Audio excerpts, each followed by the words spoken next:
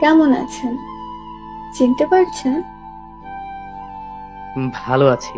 শুধু আপনাকে না পাওয়ার কষ্ট আছে। আপনাকে ভুলে যাওয়া সম্ভব না। বাসার সবাই কেমন আছে? ভালো। আপনার? আলহামদুলিল্লাহ। অনেক বছর পর হঠাৎ?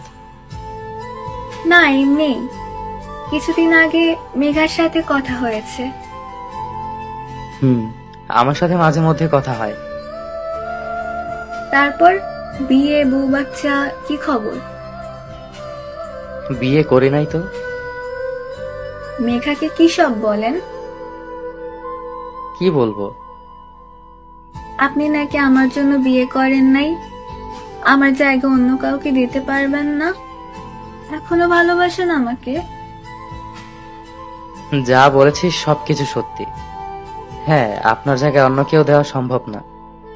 যে হাত একবার আপনি ধরেছেন, ওই হাত আমি অন্য কাউকে ধরতে দিতে পারি না। কিন্তু আপনি তো জানেন আপনি আমাকে পাবেন না কখনো। আমাকে আপনি লাস্ট 2 বছর ধরে দেখেনও নাই,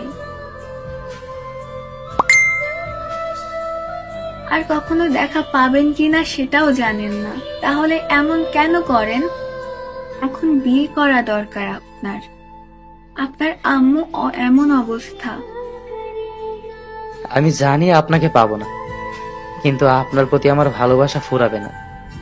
সেটার জন্য কি আমি দায়ী? আমি চেষ্টা করেছি জীবনে নতুন কাউকে মেনে নেওয়ার, কিন্তু সম্ভব হয়নি।